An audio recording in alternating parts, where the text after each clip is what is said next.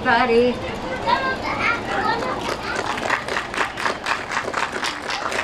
Oh, the sun. Good evening, ladies and gentlemen. Or should we be Shakespearean and say, good eventide, my lords and ladies, good eventide, good people. We got that out of the way. We're so glad to be back after our COVID hiatus. And they let me come out. Oh, my name is Germaine Hugh. I'm a member of the board of directors and a founding member of this group. And I won't tell you how many years ago that was, but it was a while. They let me come out to talk about each play because I was a teacher of Shakespeare for 35 years. And in Shakespeare's day, there were no programs and nothing saying Act 1, Scene 1, enter, exit, what time of day, night, or year it was. And when Shakespeare's performed, that's continued, although now we divide it into acts and scenes. But if you're not familiar with the play, when one group comes on and then suddenly another group comes on, you don't know what they're doing there or why. So I'm here to help. Midsummer Night's Dream has been a hit for 400 and some years, which is quite a long run for any group. Scholars believe that it was written to order by Shakespeare for the wedding of a very high English noble. There are a couple of candidates, but nobody's quite sure. But the idea is that Queen Elizabeth herself attended both the wedding and the wedding performance, because wedding is the theme of this play. And without being a spoiler, there are going to be several weddings in the end. But you've got 4 plots to deal with. And I'm going to move over here because the sun is in my eye. There, oh, much better. I can at least see partially. 4 plots. It begins in Athens, ancient Athens, and it ends in ancient Athens. But the major part of the play takes place in the forest outside of Athens. And with 4 separate plots, we've got to get everybody into that forest. So, plot number 1 takes place in Athens. Theseus, the Duke of Athens, has just fought a battle with the Amazons, and he's defeated Hippolyta, Queen of the Amazons, and he's brought her back as captive to Athens. But instead of throwing her in an Athenian dungeon, he's going to marry her. You got to admit that's a heck of a lot better than languishing in a dungeon. And he wants her to be happy in Athens, so he wants a big wedding celebration. Okay, so plot number 1. Theseus and Hippolyta in Athens planning their super wedding. Okay, plot number 2. At Theseus's court are 2 pairs of young lovers. Hermia, a lovely Athenian girl, is in love with a very nice Athenian young man named Lysander. But her father, a real dictatorial type, wants her to marry another Athenian lad named Demetrius. And Demetrius's problem is that he was once engaged to a lovely Athenian maid named Helena, and Helena and Hermia are best friends. Boy, this gets complicated, right? But Father of the Year, which he is not, says if she doesn't marry his choice, Demetrius, he will demand Athens law, which says she can be put to death or sent to a convent. Now, of course, pagan Athens didn't have convents, and it didn't have dukes, but that didn't bother Shakespeare, so it's not going to bother us. Okay, so that's plot number 2, the 2 confused young lovers. It seems that Aegeus, the father, has appeared before Theseus' court to say, I demand the law of Athens, make my daughter marry my choice, or have her executed. So that's plot number 2. Now, that takes place in Athens. The young couple are not going to stand around and wait for convents or executions. They decide to elope, but they have to run through the forest. So that gets them to the forest of Athens, plot number 2. Plot number 3, this forest is the home place of fairies, goblins, elves, and lovely, lovely creatures. Shakespeare's audience, most of them believed in fairies and elves and goblins. After all, this was about 1600. Well, the play was first presented in 1595 or 96. But in any case, whether Shakespeare believed in them or not doesn't bother us because they're major characters. And in the forest, the king of the fairies, Oberon, and the queen of the fairies, Titania, husband and wife, are no longer sleeping together. They are feuding. What are they feuding over? A little baby boy, a mortal. It seems that Titania had a priestess, mortal woman, who was her friend, and they often would visit together. This mortal woman fell in love with a rich Raja and became pregnant and died in childbirth. So Titania, the fairy queen, is raising the mortal baby. You with me? Okay. Her husband Oberon, king of the fairies, likes to toss his weight around a little bit. After all, that's quite a good job to have. And he wants this pretty boy to be in his entourage. So he asks Titania to give up the baby, and she won't. So they're feuding. Plot number 3, the feuding of the fairies. And when fairies feud, things go wrong. Okay. Plot number 4. Back in Athens, Theseus has wanted all of his people to enjoy his wedding as much as he does. So he's going to have all kinds of pageants, plays, that sort of thing, and he's going to stage a play contest. A young woman of Athens, a working class woman, wants to write. She used to scribble, but her husband said, oh, this is ridiculous. Well, she's now a widow, so she wants to write a play. And when she hears that Theseus is having a play contest, she's going to enter, but she's going to enter as a male, just so she gets a fair chance. Now, among Shakespeare's most famous characters are 6 people whom Shakespeare calls mechanicals, because they're working people, working class. They're actually skilled laborers, a weaver, a bellows maker, a tinker, a tailor, etc. They don't know anything about classical mythology, but they think that since their duke is a classical scholar, they're going to put on a play called Pyramus and Thisbe, which is a true classical tragedy. But these guys are sweet, they're lovable, they're sincere, they're dedicated, and they're totally inept. They don't know how to handle this play. And so what was written as a classical tragedy in their hands becomes great comedy. And Shakespeare doesn't make fun of these people. He loves them. Now, he couldn't have known what an Athenian workman was like, but he certainly knew what English workmen were like. These were the same people he grew up with in Stratford-on-Avon.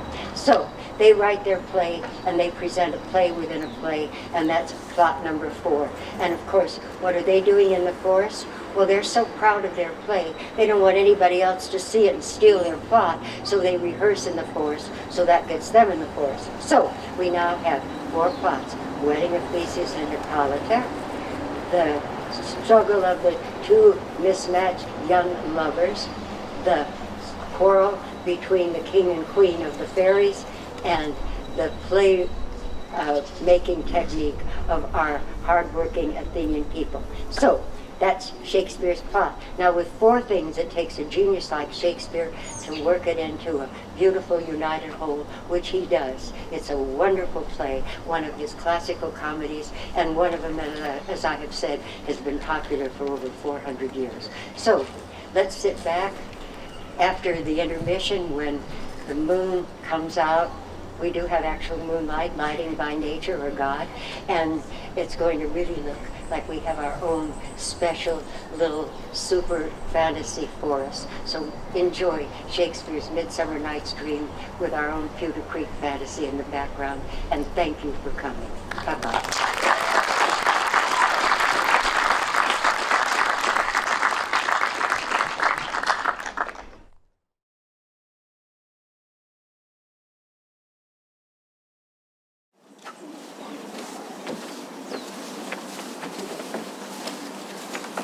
Yield thee, proud queen, captain of Athens' might. Ah, the battle lost, I yield myself, my lord.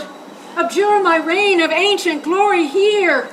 Theseus now rules my warrior's realm, and I, vanquished, lowly prisoner am, cast now upon the mercy of my state.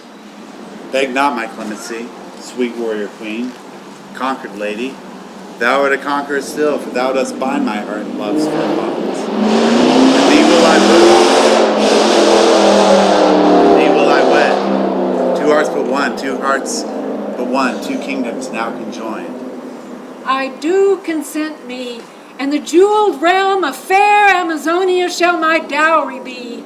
All glories, pomps, and honors of my sovereign state to the service of fair Athens I do pledge. And thou and I, my lord, must jointly yield to Cupid's power, which conquers even warriors' hearts.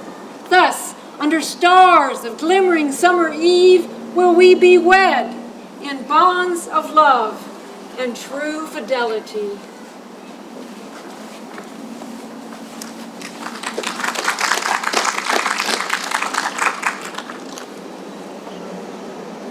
Hear ye, hear ye, hear ye. Good citizens of Athens, attend this decree.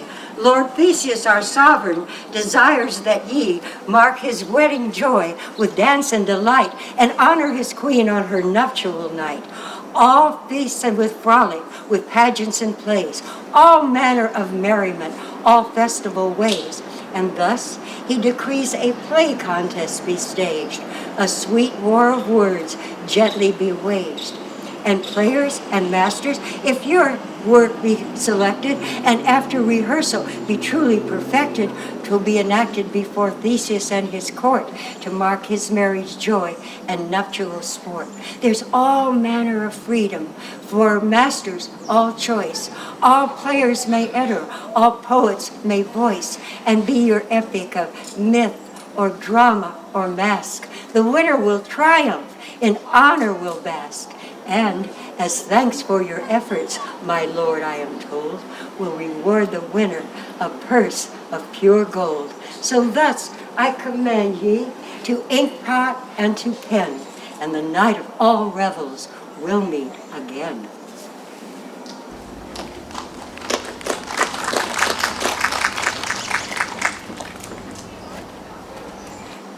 My departed husband, Master Quince by name, too oft did scold me and too oft did blame me for my writings, which he did deride as mere scribblings. He can no longer chide. I'll finish my epic, a tragical play, and enter the contest for the nuptial day. Alas, methinks I won't be accepted, but this work by a woman must not be rejected. I will not be shaken. I shall not wince, for I can become the late Peter Quince.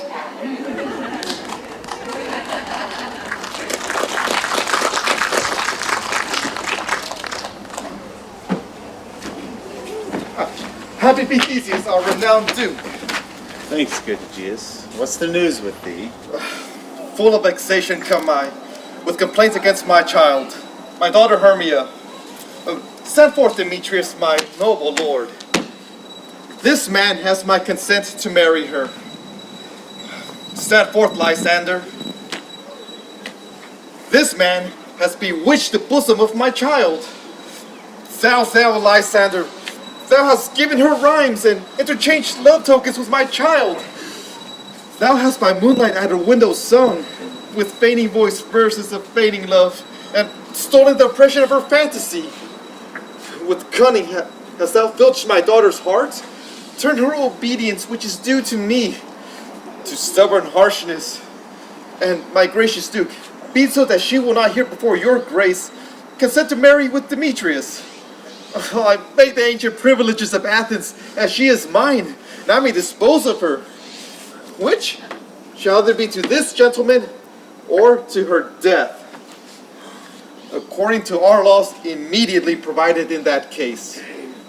What say you, Hermia? Be advised, fair maid. To you your father should be as a god. His will must be your will, and his choice yours.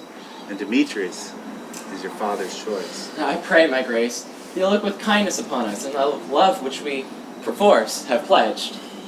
I join my prayers to his, my lord, for Lysander is the husband of my heart. I would my father but looked with my eyes and gazed with favor on Lysander's suit. either to die the death or to swear forever the society of men, and don the chaste livery of a nun. Rather your eyes must with his judgment look, for his gaze and favor fall upon Demetrius. Behold him as the worthier man. Relent, sweet Hermia, and Lysander, yield thy demands of love to my certain right. I am as well derived as he, my lord, as well possessed. My love is more than his, and I am beloved of the beauteous Hermia. Therefore, why should I not urge my suit? Demetrius, I will avouch it to his face, has made love with Nadar's daughter Helena, and won her soul, and she, sweet lady, devoutly dotes in idolatry upon this spotted and inconsistent man. Lysander speaks whole words of truth, my lord. He hath with honeyed phrase won Helena's heart. But I beseech your grace that I may know the worst that may befall my case if I refuse to wed Demetrius. Either to die the death or to swear forever the society of men. Don the chaste livery of a nun, to live a barren sister all your life. Take time to pause and give ample thought, for upon the day of my nuptial feast, prepare to die for disobedience to your father's will, or else wed Demetrius, as he would. To live? To die, my lord? What choice can I a maid but render? I cannot live without Lysander's love. I do entreat your grace to save my love. So long as Demetrius searches his firm right, the law of Athens deems must yield you up, which by no means may we extenuate, to death or to a single life. Therefore, fair Hermia, look you arm yourself to fit your fancies to your father's will, or else wed Demetrius as he would. Come, Aegeus, Demetrius, I must employ you in some conference. What fell stroke of fate does thus decree that thou and I can never wedded be? Our dreams of love forever lost, the current of our lives now tempest tossed. Weep not, sweet Hermia, for we shall not part, and tears leave scars upon the wounded heart. We be not the first these ancient words to prove, that the course of true love never did run smooth. But our course leads to bleak and black despair. Oh, not so. To thwart thy father's will we dare. Therefore, hear me, Hermia, for I have a widowed aunt, a dowager of great revenue. She hath no child. She think of me as her only son. And from Athens is her home, 7 leagues removed. And in that place, the sharp Athenian law cannot pursue us. There shall I marry thee. If thou still lovest me, steal from thy home tomorrow night, and in the wood, beyond the town, where oft we met to while away love's hours, there I shall wait for thee. My good Lysander, I swear to thee by Cupid's strongest bow, by ever a vow that any woman spoke. In that place thou hast appointed me, tomorrow truly will I meet with thee. Oh, keep promise, love. Here's Helena. Godspeed, fair Helena, whither away? Call you me fair? That fair again unsay. Demetrius loves your fair, calls you goddess. Marble hue, to him I am but clay. Oh, teach me how you look, and with what art you sway the motion of Demetrius' heart. I frown on him, yet he loves me still. Oh, that your frowns would teach my smile such skill. I give him curses, yet he gives me love. Oh, that my prayers could such affection move. The more he follows me, the more I hate him. The more I love, the more he hateth me. His folly, Helena, is no fault of mine, but take comfort, for tomorrow he will no more see my face. For tomorrow Lysander and myself shall fly this place. Oh, Helena, to your minds we shall unfold, for tomorrow night, when the pale moon doth behold her silver visage upon the dew-decked grass, and friendly night and darkness do conceal, away our lovers' flight we shall steal. And in the wood, where often you and I would want away and dream of love and sigh, there Lysander and myself shall meet. Oh, pray for us, and good luck grant thee thy Demetrius. Oh, Helena, I wish you well. Adieu. As you on him, Demetrius dotes on you. How happy some or others some can be. Through Athens I am thought as fair as she, but what of that? Demetrius thinks not so. He will not see what all but he do know. Love looks not with the eyes, but with the mind, and therefore is winged Cupid painted blind. But I, my misprized love, will not yet lose, and to betray my friends, I needs must choose. I will tell Demetrius of these lovers' flight. Then to the wood will he tomorrow night pursue them, and for this intelligence I'll have his thanks for recompense. And here mean I to remove my pain, perchance my words will win his love again. Demetrius! Demetrius! I love thee not, therefore trouble me not. Where are Lysander and fair Hermia? I tell thee true, Demetrius, and speak with all my heart. Your Hermia and Lysander have sworn to depart. From Athens and from your claim they escape to the friendly wood, where leafy boughs will drape their sanctuary. Thither will I then pursue. The one I'll slay, the others of slave me. Hence, get thee gone and follow me no more. Do I entice you? Do I speak you fair? Or rather do I not in plainest truth? So I do not, nor I cannot love you. And even for that I do love you more. If to the woods of Athens thou shalt go, then I will follow thee, and thus my true love show. I will not say for arguments, I leave. Or, if thou follow me, do not believe. But I shall do thee mischief in the wood. I'll follow thee, and make a heaven of hell to die upon the hand I love so well.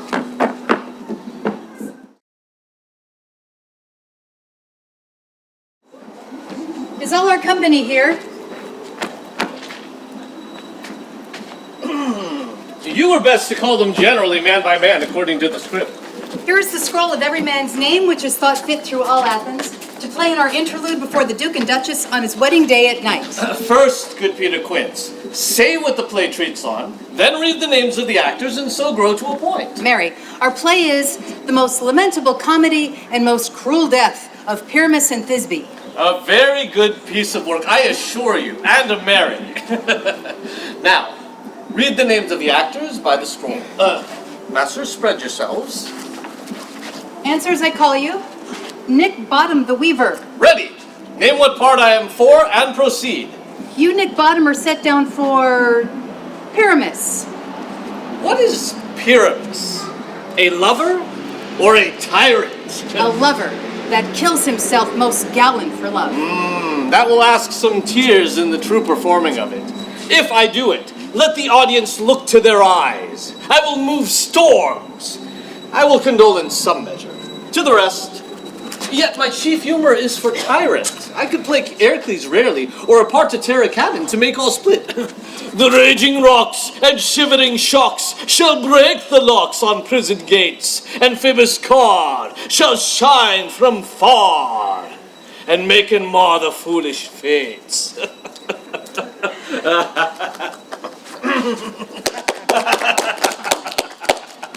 This was lofty. Now name the rest of the players. This is Ercles' vein, a tyrant's vein. A lover is more condoled.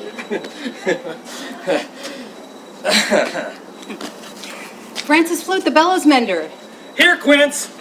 You must take Thisbe on you. What is Thisbe? A wandering knight?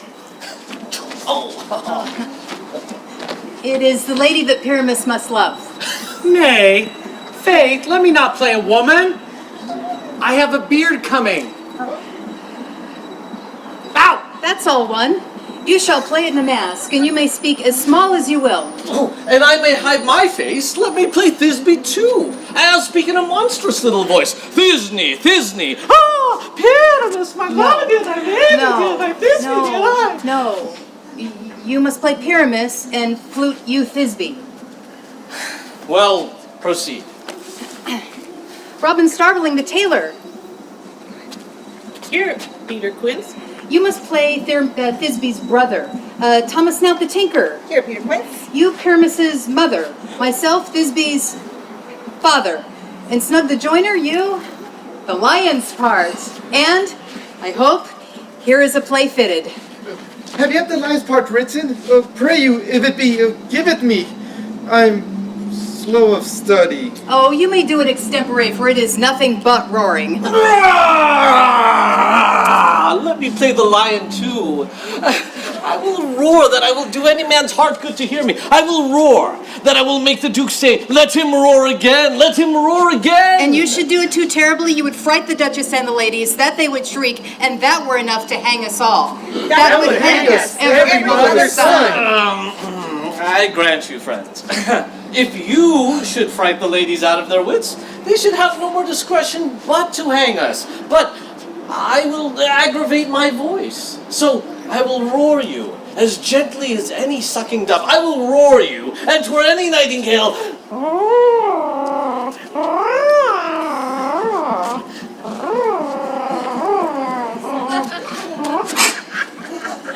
You can play no part but Pyramus.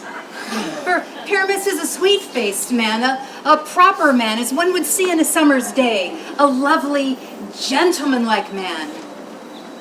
Therefore you must needs play Pyramus. Well, I will undertake it. What beard were I best to play it in? Why, what you will? I will discharge it in your straw-colored beard, your orange tawny beard, your purple ingrain beard, or your French crown-colored beard, the perfect yellow. Huh? Some of your French crowns have no hair at all, and then you will play barefaced. But, masters, here are your parts, and I entreat you, request you, and desire you to con these by tomorrow night, and meet me in the palace wood a mile without the town by moonlight. There will we rehearse, for if we meet in the city, we'll be dogged with company and our devices known. In the meantime, I will draw up a bill of properties such as our play wants. I pray you, fail me not. We will meet, and there we may rehearse most obscenely and courageously. Take pains, be perfect. Adieu. At the Duke's Oak we meet. Enough. Hold or cut bowstrings.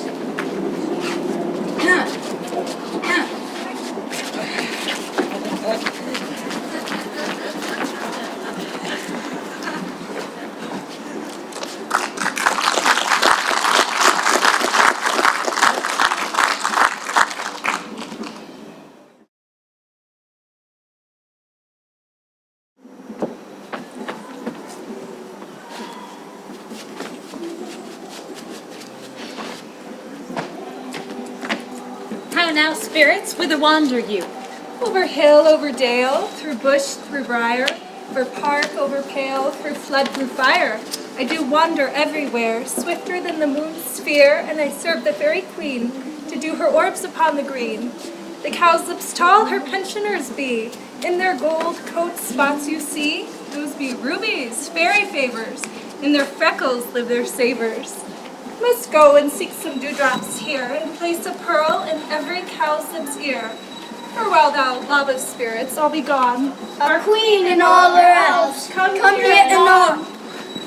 The king doth keep his revels here tonight. Take heed the queen come not within his sight, for Oberon is passing fell and wrath. For she, as her attendant, hath a lovely boy, stolen from an Indian king. She never had so sweet a changeling. And jealous Oberon would have the child, knight of his train, to trace the forest wild. But she, perverse, withholds the loved boy, crowns him in flowers, and makes him all her joy. And now they never meet by grove or green, by spangled starlit sheen or fountain clear, but they do square, and all her elves do fear, creep into acorn cups and hide them there. Either I mistake your shape and making quite, or else you are that shrewd and knavish sprite called Robin Goodfellow.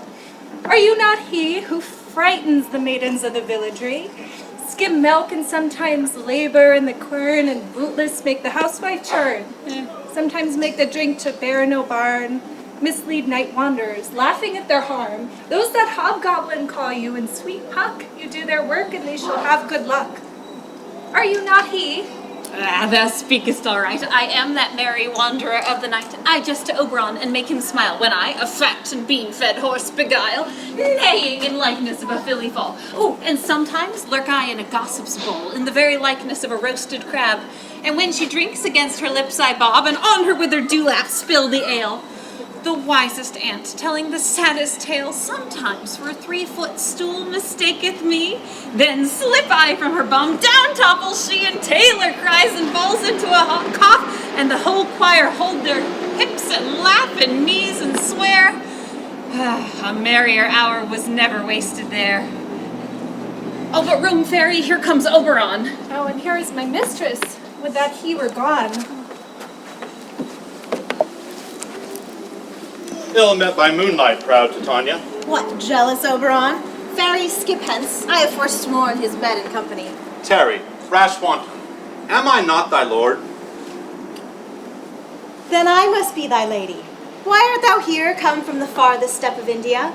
But that forsooth, your buskin Amazon, your mistress and your warrior love, to Theseus must be wedded, and you come to give their bed joy and prosperity. How canst thou thus for shame? Titania, glance at my credit with Hippolyta, knowing I know thy love to Theseus. These are the very forgeries of jealousy, and never since the midsummer spring met we on hill and dale, forest or mead, by paved fountain or rushy brook, or on the beached margin to the sea, to dance our ringlets in the whistling wind. But with thy brawls thou hast disturbed our sport. Amend our quarrel, then it lies with you. Why should Titania cross her Oberon? I do but beg a child of you, a little changeling boy to be my page. Thou shalt not have him, Oberon. Thy fairyland buys not this child of me. His mother was a priestess of my order, and in the spiced Indian air at night, full often she gossiped by my side, sat with me on Neptune's yellow sands. But then a Raja, rich, came her to woo, and soon being swept within the waves of love she conceived, and her womb grew full with child. But she, being mortal, of that child's birth died. And for her sake I rear up her boy, and for her sake I will not part with him. Give me the boy, and I will love thee more. Not for all thy fairy kingdom's glory will I part with him. How long within this wood intend you to stay? Perchance till Theseus' wedding day. Fairies, away. We shall chide down right by longer stay. Well, go thy way. Thou shalt not from this grove till I torment thee for this injury. My gentle Puck, come hither. Thou rememberest since once I sat upon a promontory and heard a mermaid on a dolphin's back, uttering such dulcet and harmonious breath that the rude sea grew civil at her song. And certain stars shot madly from their spheres to hear the sea maid's music. I remember. That very time I saw, but thou couldst not. Flying between the cold moon and the earth, Cupid, all armed, a certain aim he took, and loosed his love shaft from his bow, as it should pierce 100 hearts. But I could see young Cupid's fiery shaft, and marked I where the bolt of Cupid fell. It fell upon a little western flower, before milk white, now purple with love's wound, and maidens call it love and idleness. Fetch me that flower, the herb I showed thee once. The juice of it laid on sleeping eyelids will make man or woman madly dote upon the next live creature that it sees. Fetch me this herb and be thou here again ere the Leviathan consume a league. I'll put a girdle round the earth in 40 minutes. Having once this juice, I'll watch Titania as she is asleep, and drop the liquor of it in her eyes. The next thing she waking looks upon, be it lion, bear, wolf, or bull, on meddling monkey, or on busy ape, she shall pursue it with the soul of love. But who comes here? I am invisible and will overhear their conference. I charge thee hence, and do not haunt me thus. I haunt thee not that love thee with full score. I follow thee though thou hate me more. Tempt not too much the hatred of my spirit, for I am sick when I do look on thee. And I am sick when I look not on you. Wilt thou leave me thus alone? Do not do so. Stay on thy peril. I alone will go. I'll run from thee and hide me in the brakes, and leave thee to the mercy of wild beasts. The wildest hath not a heart so hard as you! Oh, I am out of breath in this fun chase. I needs must rest in this lonely wood. On the morrow to Athens I return for good.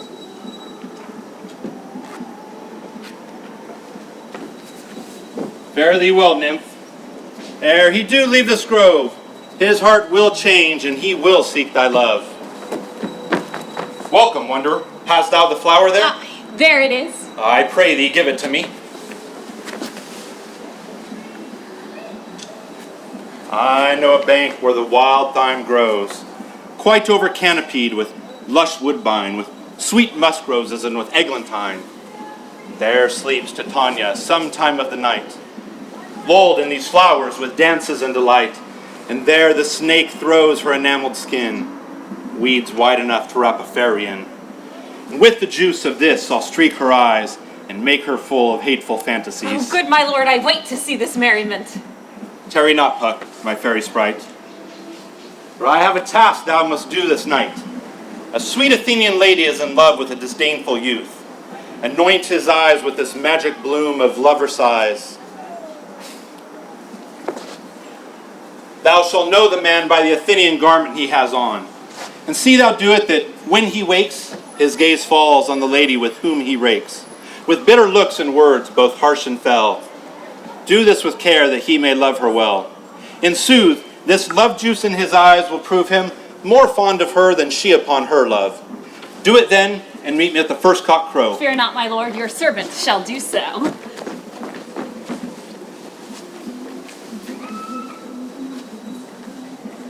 Come, fairy, sing me to sleep with a fairy song.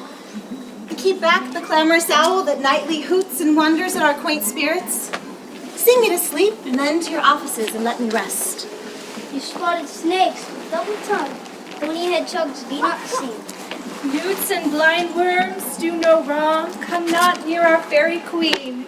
Weaving spiders, come not hence. Beetles black do not offence. Worm nor snail do not come near. Only pretty things thrive here. Let no spell nor charm do our lovely lady harm. Philomel with melody, singing our sweet melody. La la la la la la bye. La la la la la bye. La la la la la la bye. La la la.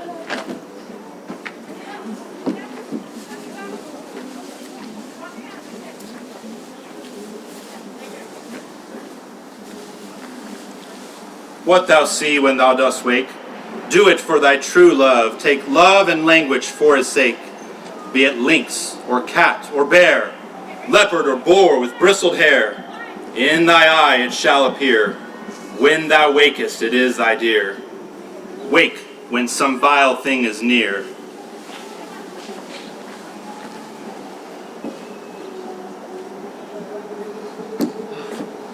Fair love, it is not good for you faint with wandering in this wood. To speak true, I have forgot the way, but rest us here and wait for the day. Oh, be it so, Lysander. Find you a bed, for upon this bank I'll rest my head. Oh, come, fair Helena, one turf shall serve as pillow for us both. One bed, one heart, and two lovers, and one troth. Nay, Lysander, for my sake, my dear, thou must lie further off. Do not lie so near. As thou so desires, so shall it be. As my Hermia wishes, it is so for me. Here is my bed. Sweet sleep, give thy rest. With dreams of our love, my sleep shall be blessed. Through the forest have I gone, but Athenian youth found I none, upon whose eyes I might prove this flower's force in stirring love. Night and silence. Who is here?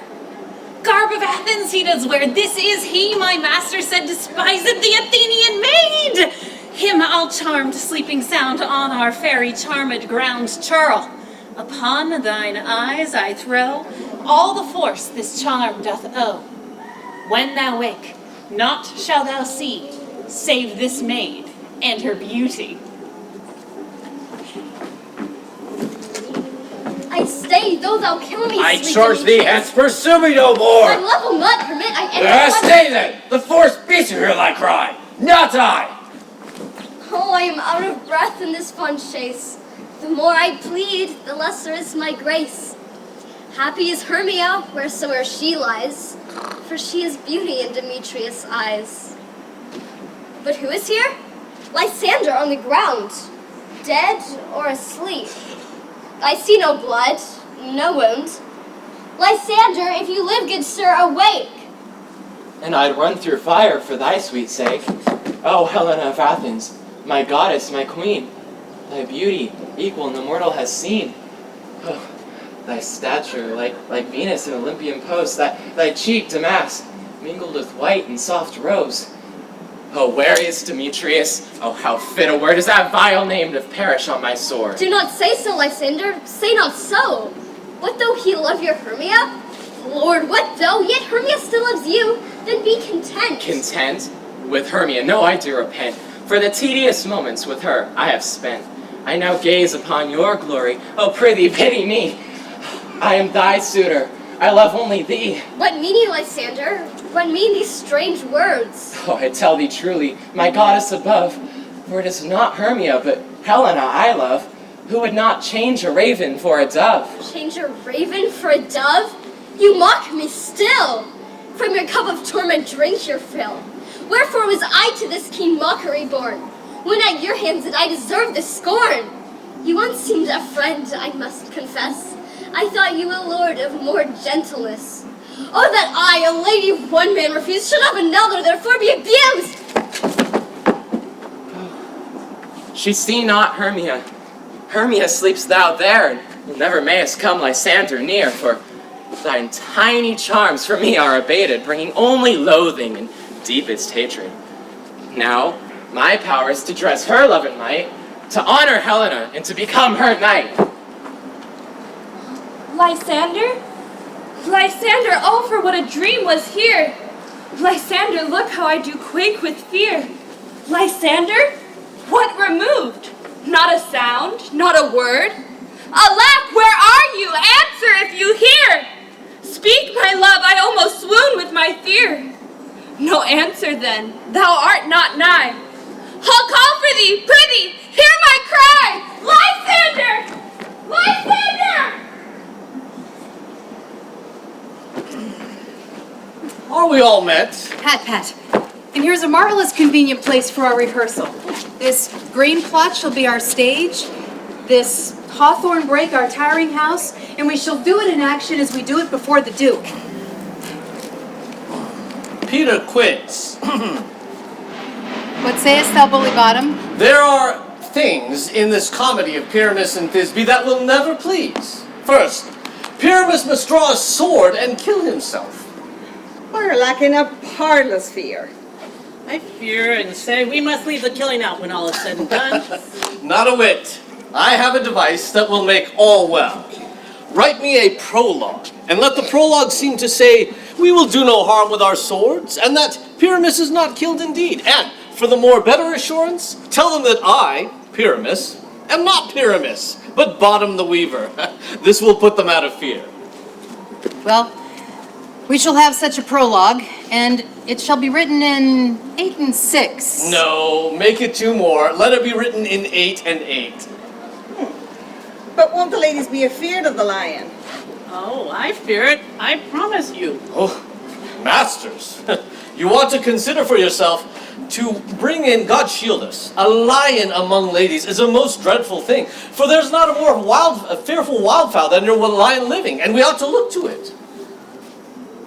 Well, can we have a prologue that says he is not a lion? Nay, you must name his name, and half his face must be seen through the lion's neck, and he himself must speak through saying thus, or to the same defect, ladies, or fair ladies, I would wish you, or I would request you, or I would entreat you not to fear, not to tremble, my life for yours. If you think I come hither as a lion, it were pity of my life. No, it were no such thing.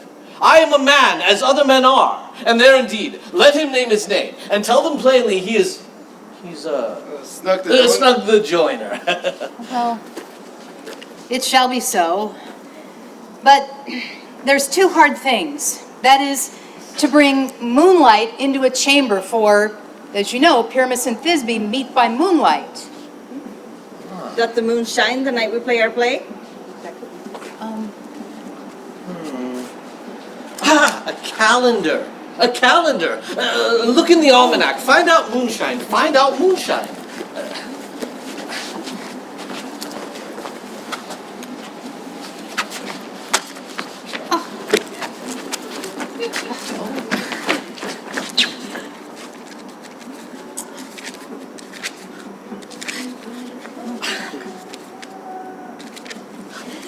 Yes, it doth shine that night.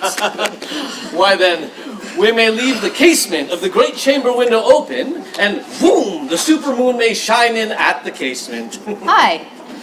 Or else, one must come in carrying a bush of thorns and a lanthorn and say he comes to disfigure or to present the person of moonshine.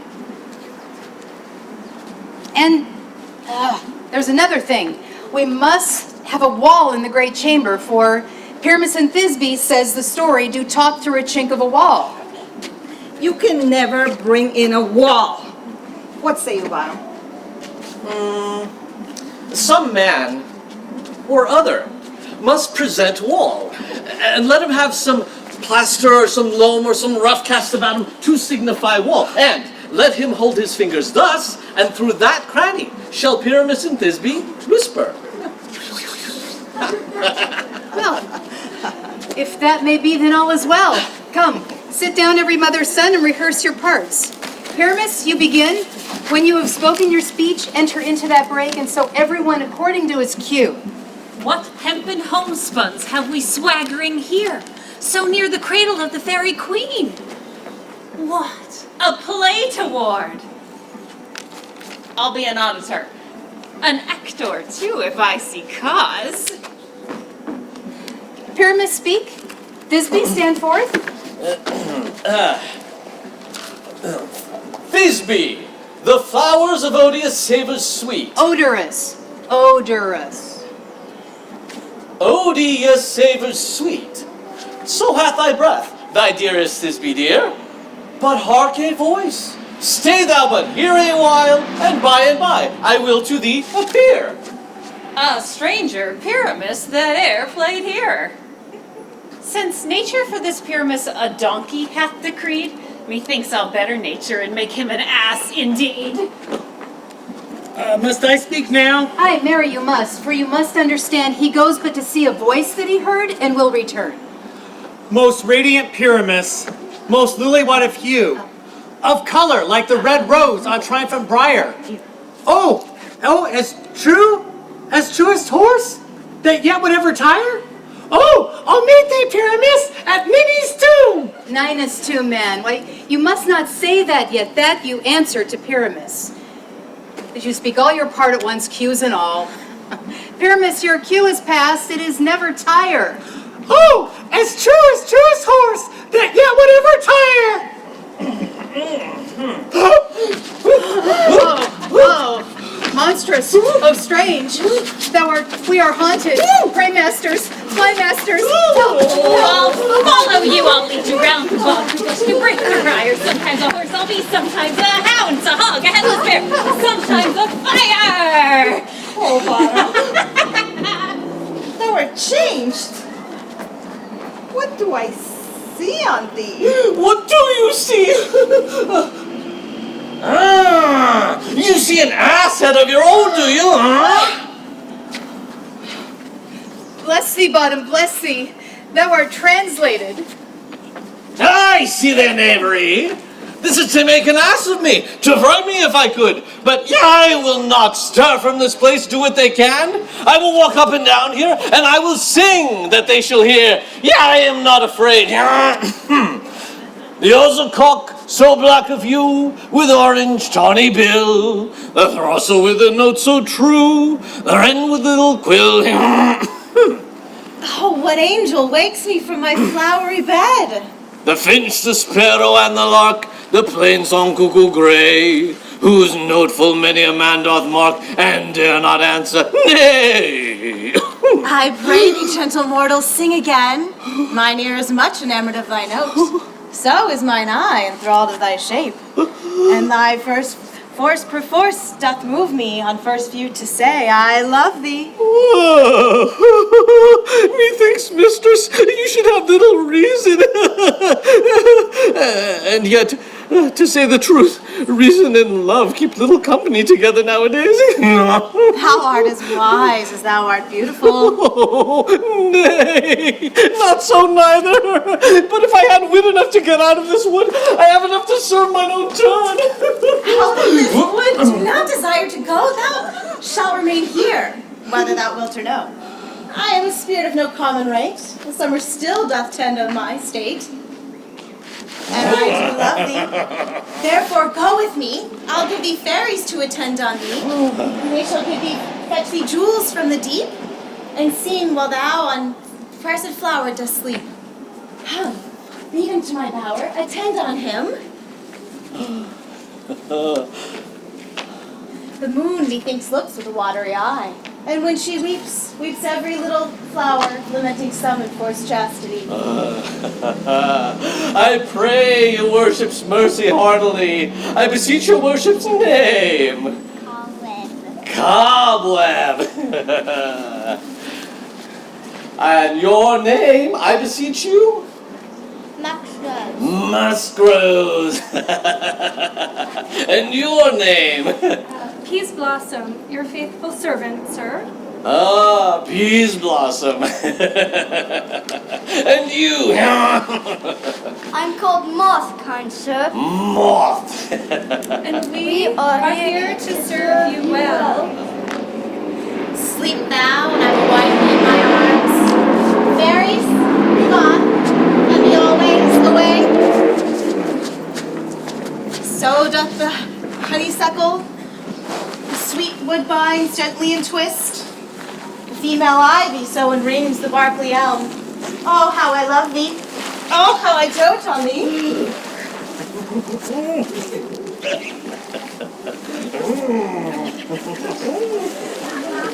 I wonder if Titania be awakened yet. Then what it was next that came in her eye which she must dote on in extremity. But here comes my messenger. How now, mad spirit? What night rule about this haunted grove? My mistress with a monster is in love. Near her close and consecrated bower, while she was in her dull and sleeping hour, a crew of off-patches, rude mechanicals, who worked for bread upon Athenian stalls, were met together to rehearse a play intended for great Theseus' nuptial day. The shallowest thick skin of that barren sort, who Pyramus depicted in their sport, forsook his scene and entered into a break, when I did him at this advantage take. An ass's form I fixed on his head, and left sweet Pyramus translated there. When in that moment it came to pass, Titania waked and straightway loved an ass. Oh, good Robin, see thou this sad sight. Her dotage now I do begin to pity, and so I will undo this hateful imperfection of her eyes.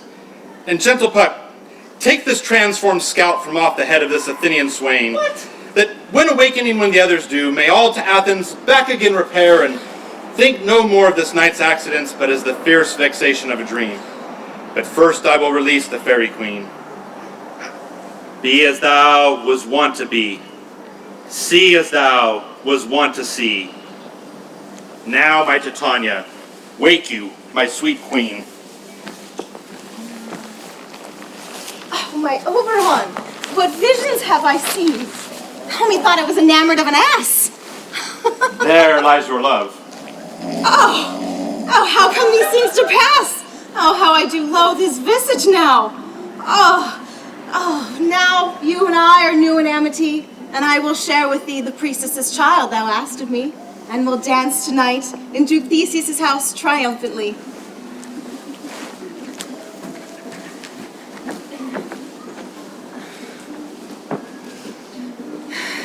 When thou wakest, with thine own fool's eyes, peep.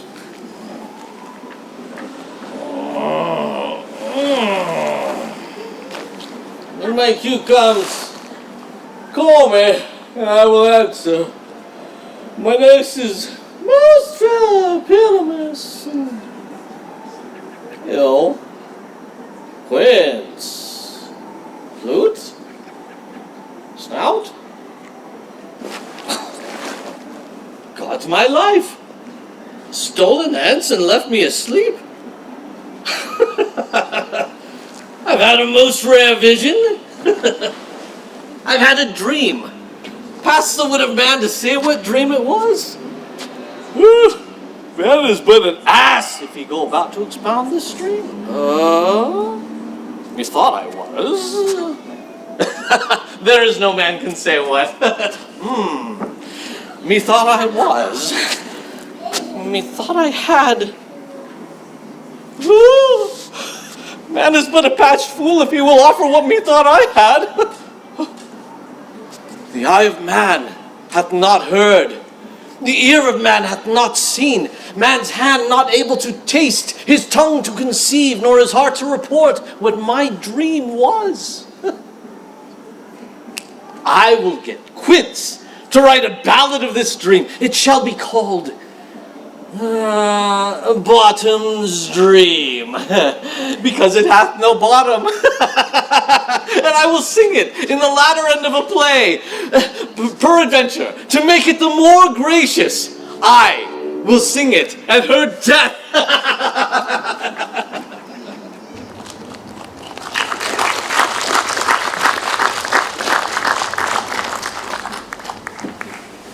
This falls out better than I could devise.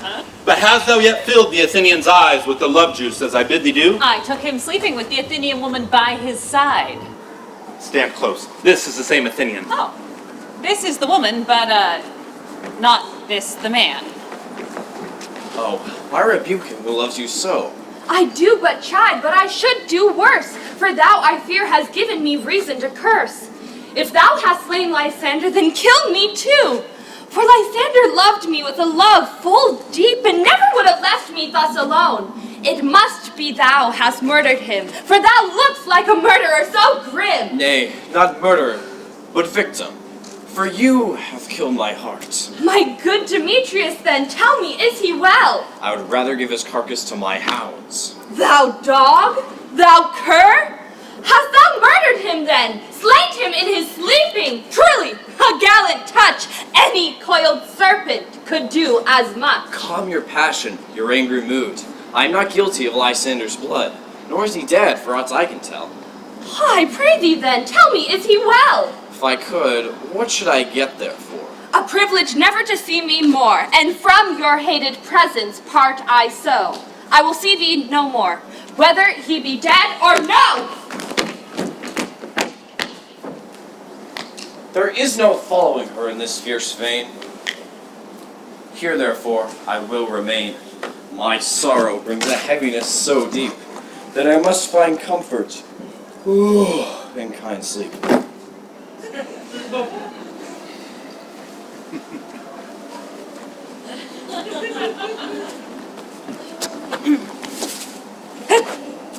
What hast thou done? Thou hast mistaken quite, and placed the love juice in the wrong man's sight. Oh. We must now undo this unhappy coil. Therefore, go about the woods faster than the wind. Find Helena of Athens and bring her here. I'll charm his eyes against she do appear. I go, look how I go, faster than an arrow from Cupid's bow.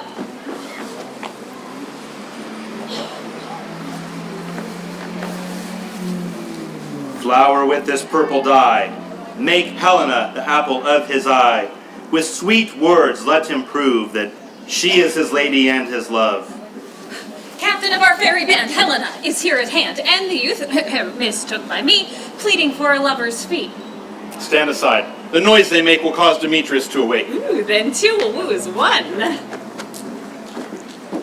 Why should you think I would have scorn? How can my love seem scorn to you? Stop! These vows are Hermia's. Will you give o'er? Oh, I have no judgment to her, I swore. Demetrius loves her. He loves not you. Oh, Helena, goddess, nymph, perfect divine. To what, my love, shall I compare thine eyes? Crystals muddy, how ripe and show. Those lips kissing cherries, tempting grow. Helena, I love you, by my life I do. I swear my heart belongeth but to you. Oh, spite! Oh, hell! I see you all are bent to torment me for your merriment. If you were men, as men you are in show, you would not use a gentle lady so.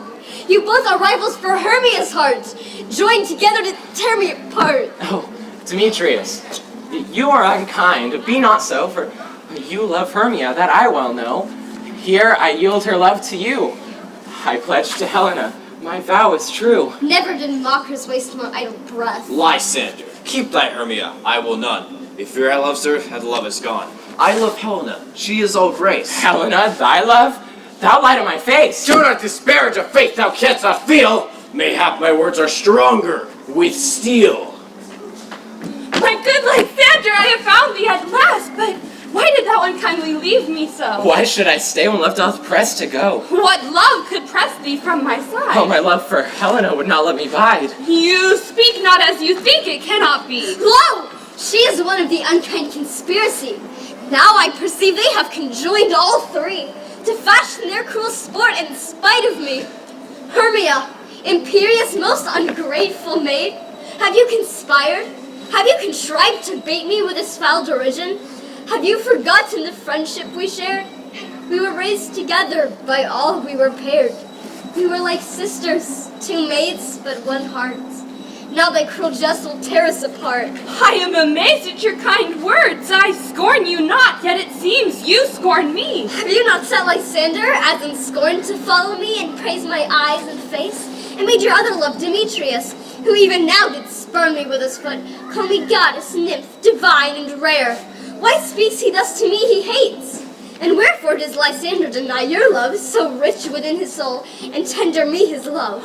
But that you, my unkind friend, are partner in the ruse. I know not what you mean by this. I do. Persevere, counterfeit sad looks, make mouths upon me when I turn my back, wink at each other, hold a sweet jest up, for but ye all no longer stay to prove the target of your sport. Oh, stay, gentle Helena, my love, my soul, my life. Oh, excellent. I say I love thee more than he can do. Well, if they say so, go outside and prove it too. I am for thee. Come on then.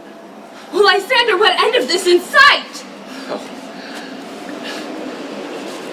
You only seem to break free, coward. You hide behind a woman's skirts. Oh, away, thou cat, thou bird, let loose, or I'll shake thee like a serpent. Why have you grown so rude, sweet love? Thy love? Out, tiny Tartar, out! Lose me, hated potion, set me free! Hate me? Wherefore, my love? Am I not thy Hermia, you, my Lysander? Am I not as fair as I was erewhile? Last night you loved me. Since night you left me. You did leave me. What can I say? Were you in earnest? Aye, by my life in earnest, and I never do wish to see thee more.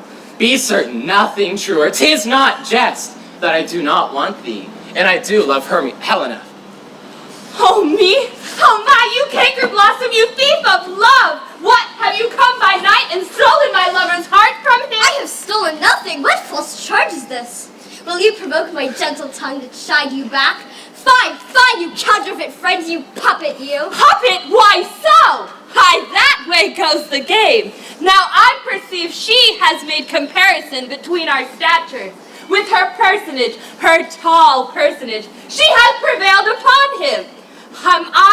Are you so high in his esteem, and I therefore low? How low am I, thy painted maple? Speak! I am not so low that I may raise thy eyes! I pray you, though you mock me, gentlemen, let her not hurt me. I never was cursed with shrewishness.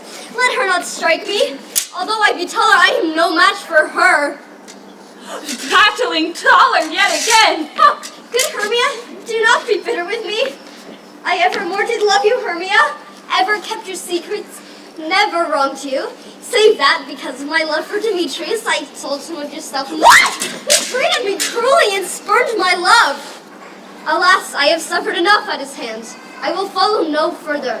I return alone to Athens. Good then, what hinders you? Get you gone! A foolish heart that I here leave behind. Oh, be not afraid. I shall not let thee harm you. I will protect thee better than he. I still fear her temper. She is keen and shrewd. She was a vixen when she was at school.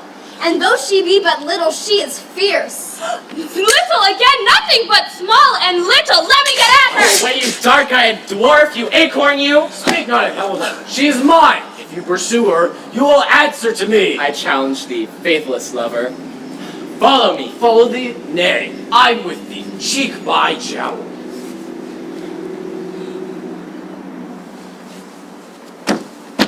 You, mistress, are the cause of all this anger. Do not walk away from me. Nay, I will not trust you. I will not stay in your cursed company. My legs are longer. I'll run away. I am amazed and know not what to say.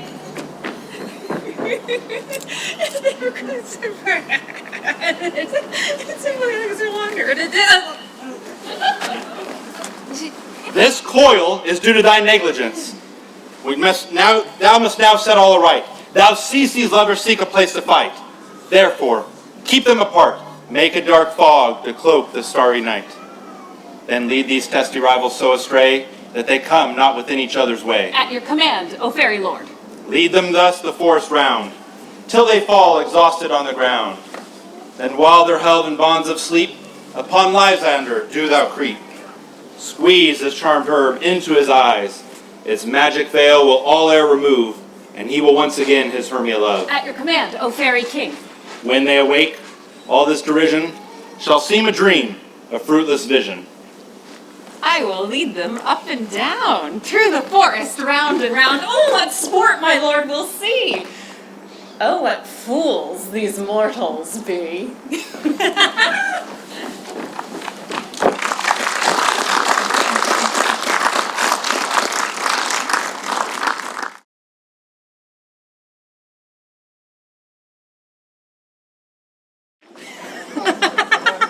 Ah, what fools! Where art thou, proud Demetrius? Speak! Answer me! Ah!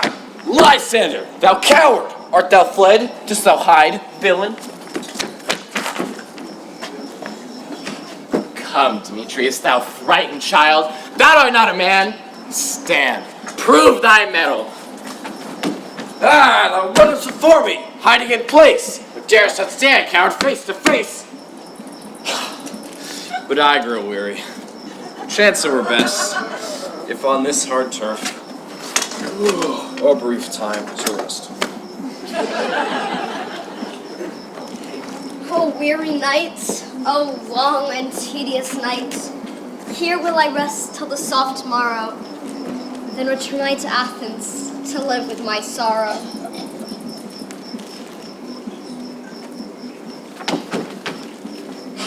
He comes before me, still daring me on. I come when he challenges, and then he is gone. Now I'm faced with the ravage of this bootless chase. I'll rest but a trice, and then continue my race. Yet but 3?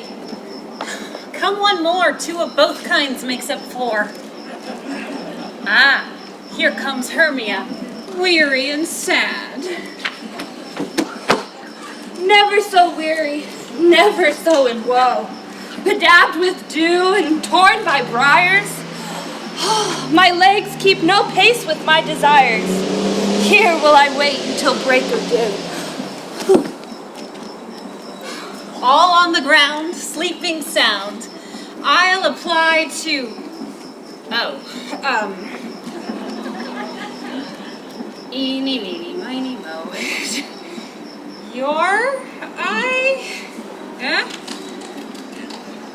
Okay. Gentle lover, remedy.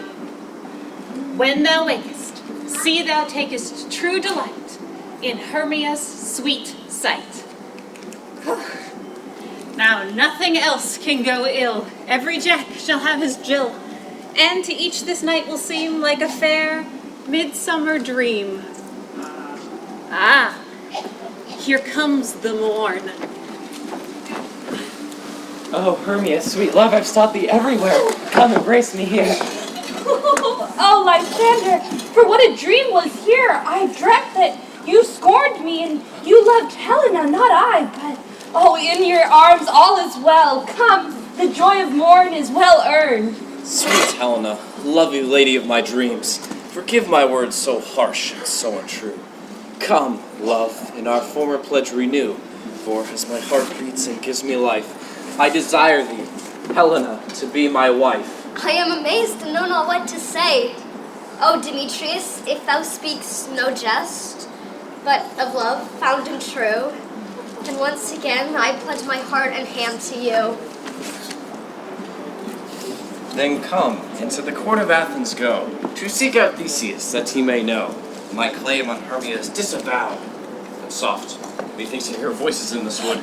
Oh, stand back, thou cruel and faithless friend. I had challenged thee on my life to end this bootless chase of Hermia's love. Lysander, I well deserve thy stern rebuke, and mean to make the amends with the Duke. I no judgment when to Hermia I sought, and now regret the ills that I have wrought. Henceforth, all my powers, dress, and might shall honor Helena and become her knight. Perhaps there be some magic in this wood. I know not, but my love speaks true and good. It seems the sun rises but on our dreams, and ends night's charms with golden beams. Oh, sweet playfellow, I true rejoice that Venus has smiled on thee and on thy choice. Oh, good luck granted thee thy Demetrius, but yet I still fear that Athens' laws will fall hard on us.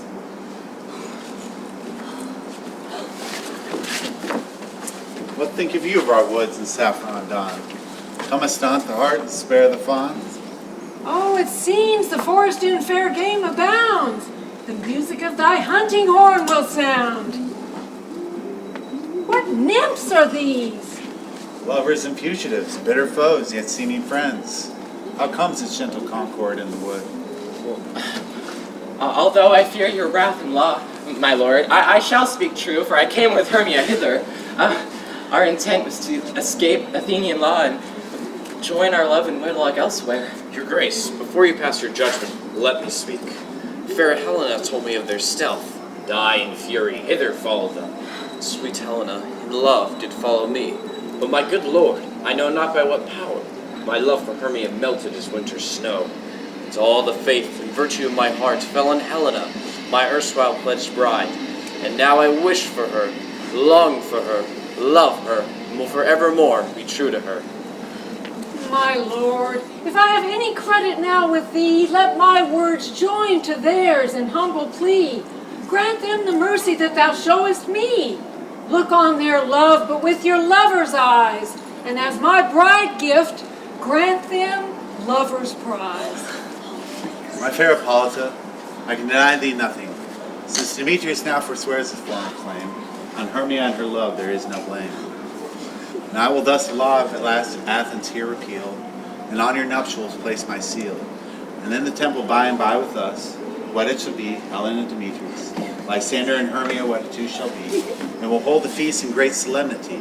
Come, go with us to Athens, 3 by 3.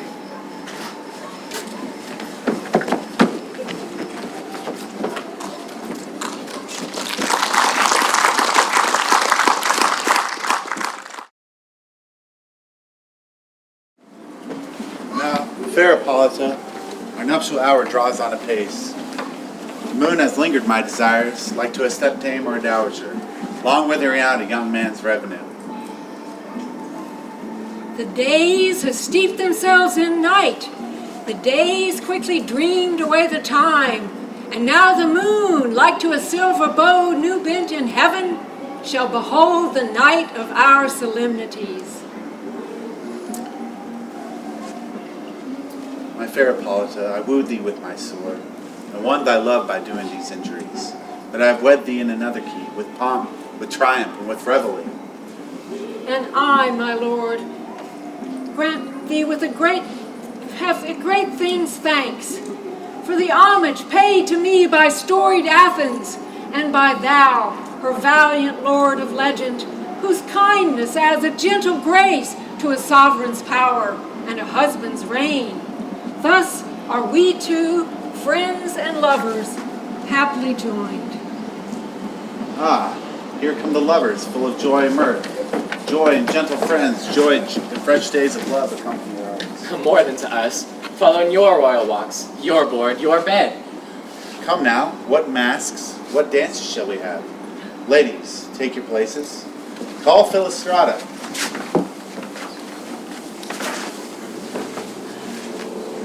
My lord, Say, what abridgments do you have for us this evening?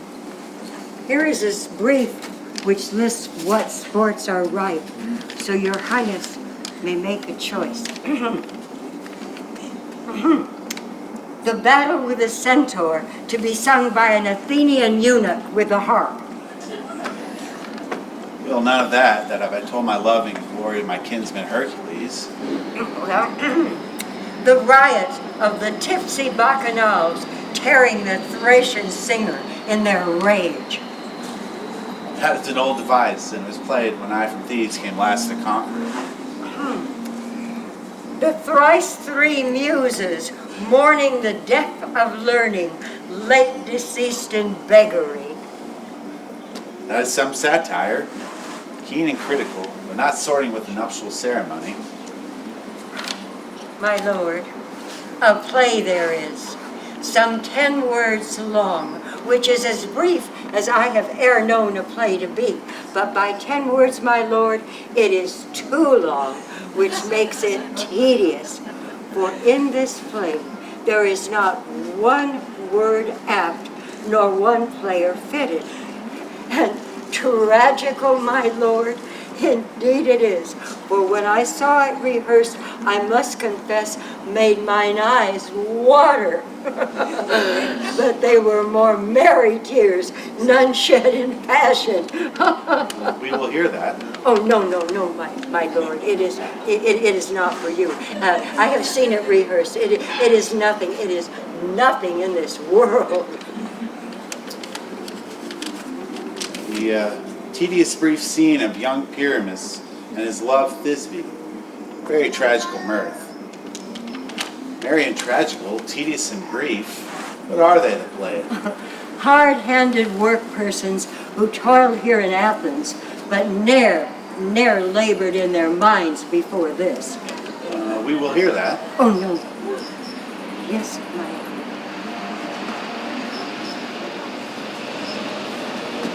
I love not to see wretchedness o'ercharged, and duty in a service perishing.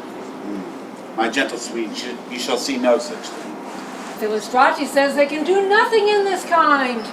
The kinder we to give them thanks for nothing at all. My lord, the prologue is addressed.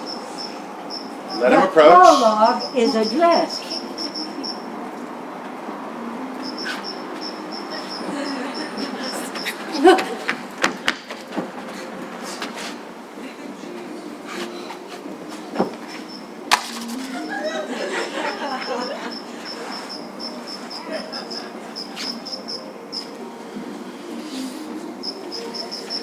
If we offend, it is with our goodwill. That you should think. We come not to offend, but with goodwill. To show our simple skill, that is the true beginning of our end. Consider then we come. But in despite we do not come, as minded to content you our true intent is. All for your delight, we are not here.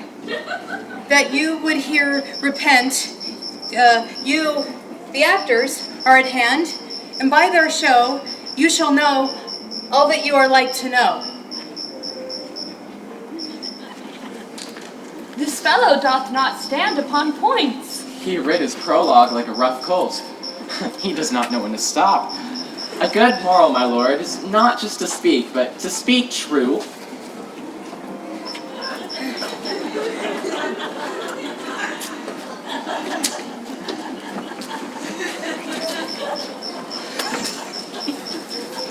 Gentles, perchance you wonder at this show, but wonder on till truth make all things plain.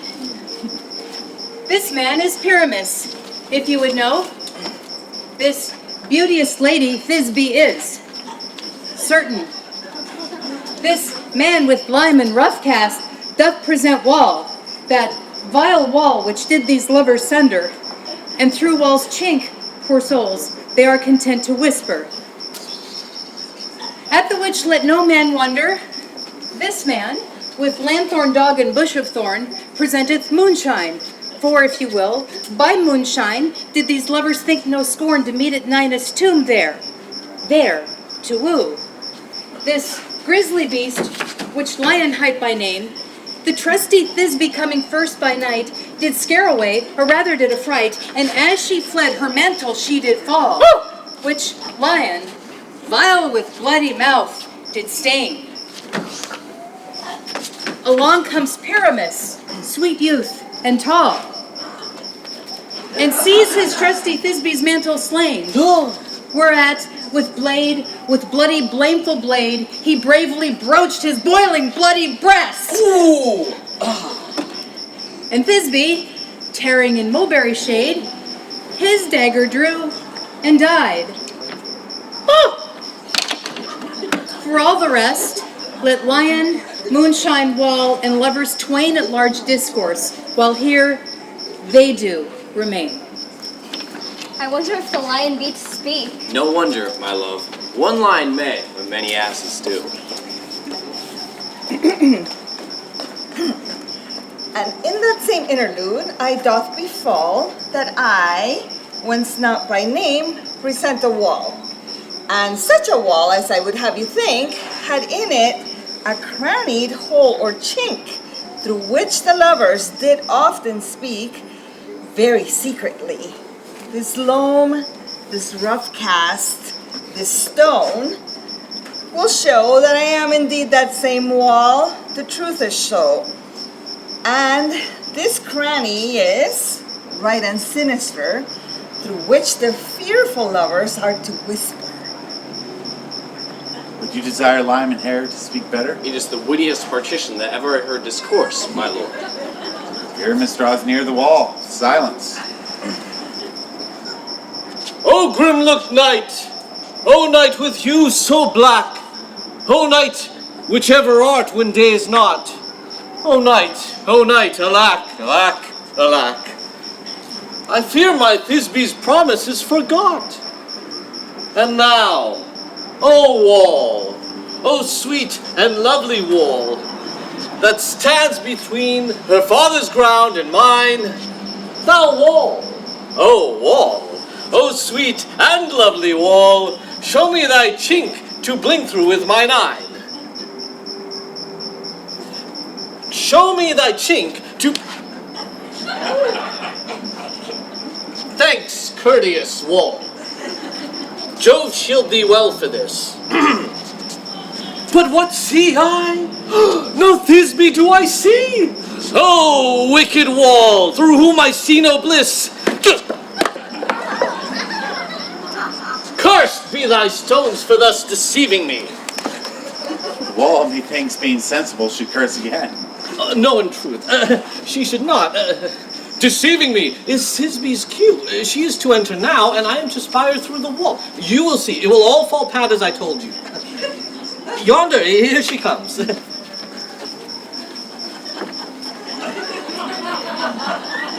O wall, how often hast thou heard my moans for parting my fair Pyramus and me? My cherry lips have often kissed thy stones of Lyman Hare knit up in thee. Woo-hoo-hoo! I see a voice. Now will I to the chink to spy, and I can hear Thisbe's face. Thisbe? Woo! Woo! My love thou art, my love, I think. Think what thou wilt. I am thy lover's grace, and like lime and hair. Lime and hair, am I trusty still? Woo! And I like Helen till the fates may kill. Not Shaphelus to Procrus was so true. As Shaphelus to Procrus, so I to you. Oh, kiss me through the hole of this vile wall.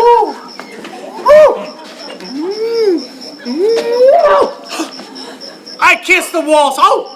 I kiss the walls whole, not your lips at all! Oh, don't look! Oh.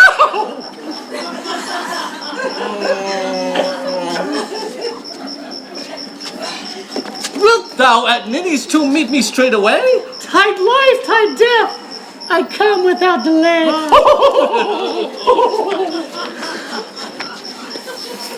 And thus I, Wall, my part have discharged so, and being done, I, Wall, away doth go.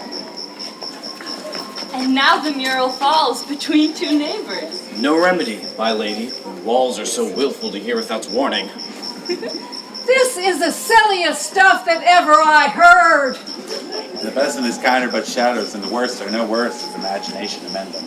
Oh, it must be your imagination then, and not theirs. Who imagine no worse of themselves than they of themselves. They may pass for excellent men. Here come two noble beasts, a man and a lion. You ladies, you whose gentle hearts do fear, the smallest monstrous mouse that creeps on floor, may now perchance both quake and tremble here, when lion, rope in the wildest rage, doth roar. O mighty beast, your noble roar doth make my woman's heart to quail. Then know that I, snug the joiner in, no lion's fell, nor no lion's dam. For if a lion were to come stripe into this place, twere pity on my life. A very gentle beast and of good conscience. The very best of the beast, my lord, that here I saw. This lion is very fox for his valor. True, and a goose for his discretion. Let us listen to the moon. This lantern doth the horned moon present. I, the man in the moon, doth seem to be. Oh, this is the greatest error of all the rest. The man should be put in the lanthorn. How is it else the man in the moon? Dares not come there for the candle, for you see, it is already in snuff. I am aweary of this moon. What he would change. Proceed, moon. All I have to say is to tell you that this lantern is the moon. I, the man in the moon. This hawthorn, my hawthorn, and this dog, my dog. Why, all these should be in the lanthorn, for all these are in the moon. But silence, here comes Thisbe.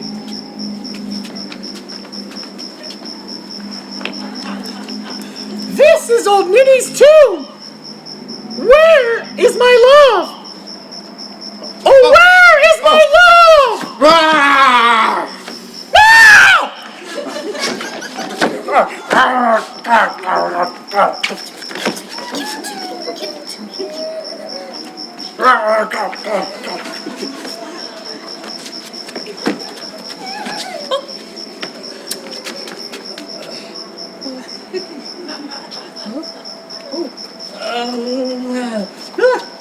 Sweet moon, I thank thee for thy sunny beams.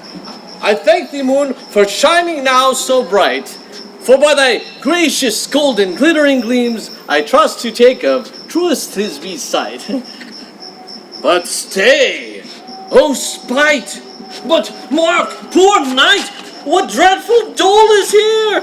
Eyes, do you see? How can this be? Oh, dainty duck, oh dear!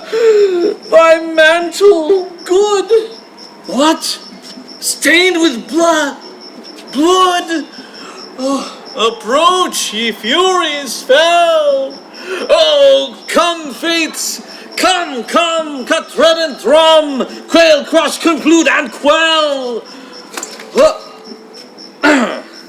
Oh, wherefore, nature, didst thou lion's frame, since lion vile hath here deflowered my dear, which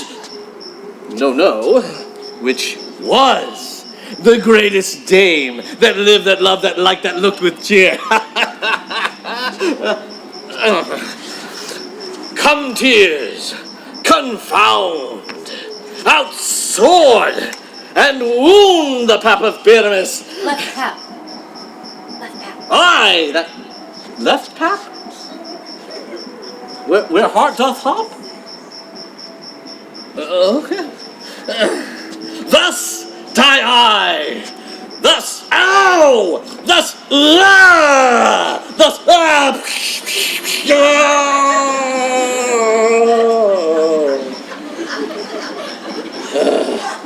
now am I dead. Now am I fled. My soul is in the sky. Tongue, lose thy light. Moon, take thy flight. Moon, take thy flight. Now, die. Die. Die. Die. Die.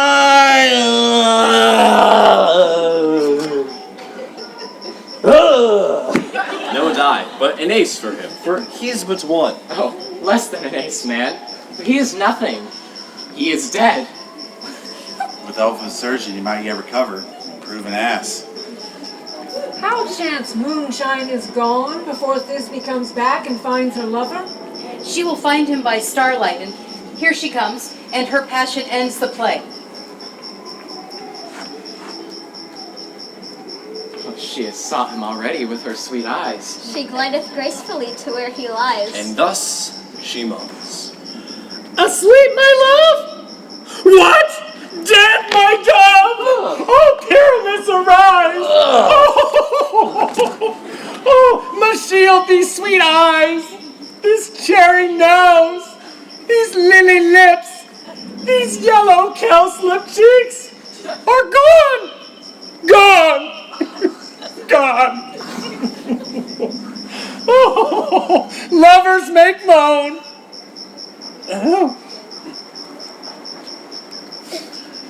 Well, lovers make moan.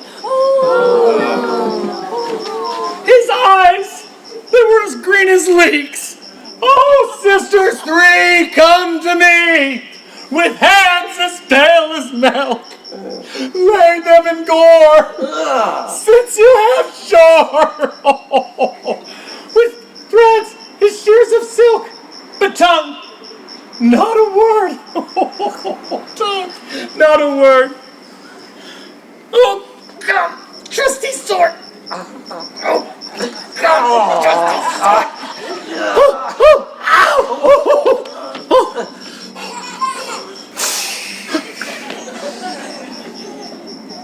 Come, trusty sword. Oh, come, blade come, blade, my breast imbrue, thus, and there, friends, farewell, friends, thus this be ends. Adieu, adieu, adieu. Adieu. It looks as if Moonshine and Lion are left to bury the dead. Aye, the wall too. No, I assure you, the wall is down that part of their fathers. Oh, would it please you to see the epilogue? No epilogue, I pray you. Your play needs no excuse, never excuse. When the players are all dead, there need none to be blamed. Mary, if he that writ it had played Pyramus and hung himself in Thisbe's garter, it would have been a fine tragedy. So it is, truly, very notably discharged. But let your epilogue alone. My lord.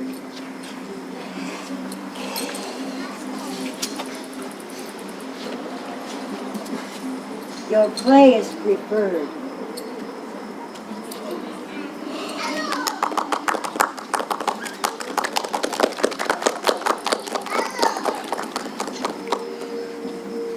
Our play is preferred, our acting well-spoken bold, so masters, we have well earned our reward of gold.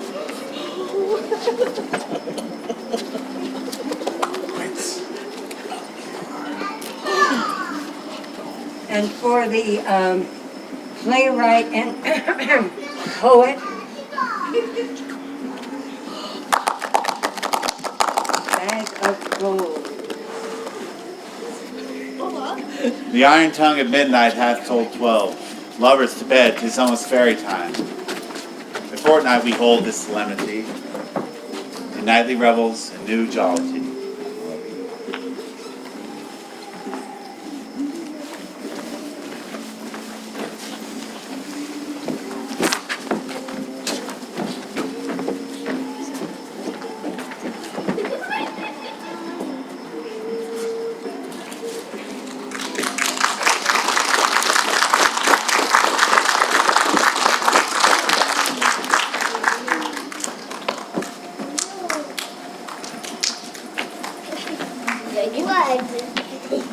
Through this house give glimmering light by the dead and drowsy fire. Every elf and fairy sprite hop as light as bird from briar. First rehearse your song by rote, to each hand a warbling note. Hand in hand with fairy grace will we sing and bless this place. Through to the best brides' beds will we, which by us shall blessed be. Our fairy charms will open palace portals as we shower gifts on these favored mortals. Young lovers of Athens now join brides and grooms we will seek out in the nuptial rooms. Our royal Duke of Athens and his fair queen shall by us be blessed unseen. Theseus' reign will fill legend and story. All will remember his rule and glory. A loving charm for each bride as she marries, a special gift from the forest fairies. And the issue there create ever shall be fortunate. So shall all the couples three ever true and loving be.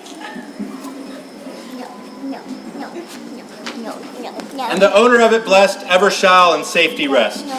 Trip away, make no stay. Meet me all by break of day. No.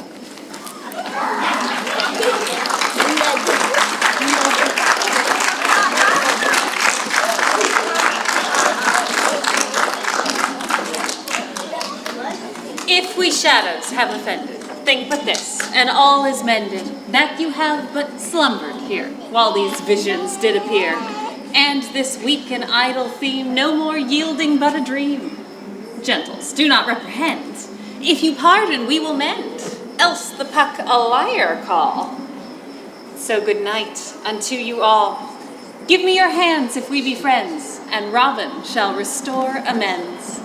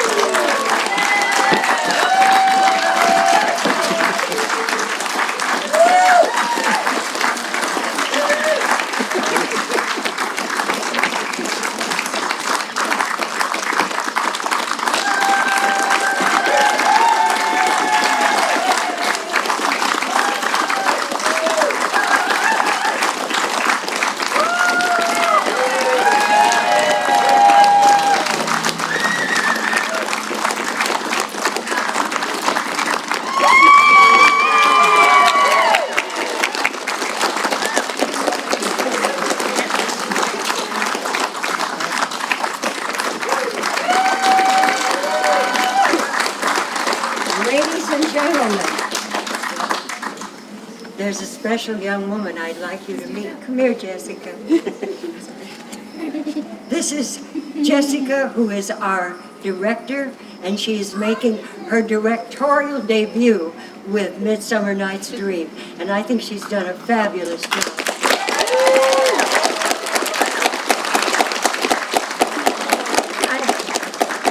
I have to tell you that Jessica is one of our own children.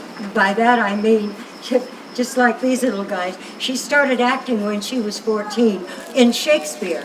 But because she was tall and beautiful, oh, and by the way, talented, we had her playing an adult role. And she's been staying with us ever since. She took time out, as you can see, to become a young mother, but we're so glad to have her back and to join part of her family on the stage. So, ladies and gentlemen, our director, Jessica Summerfeld.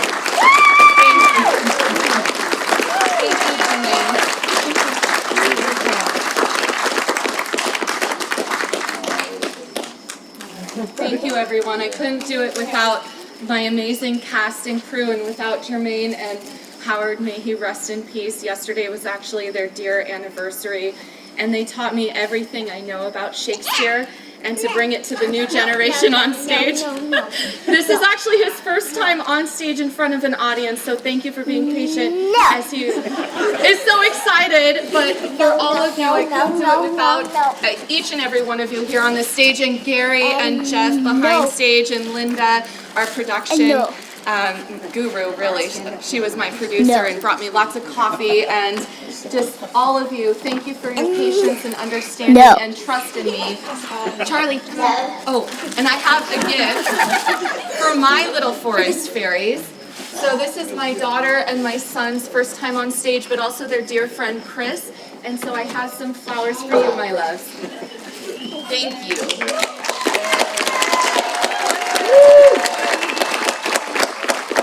Of them light up this stage, and I hope that they have a wonderful career in Shakespeare and any plays that they do, because I was actually a little forest fairy too.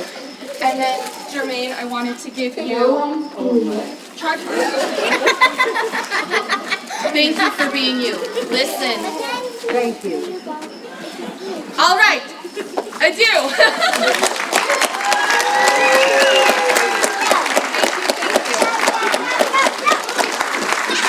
Very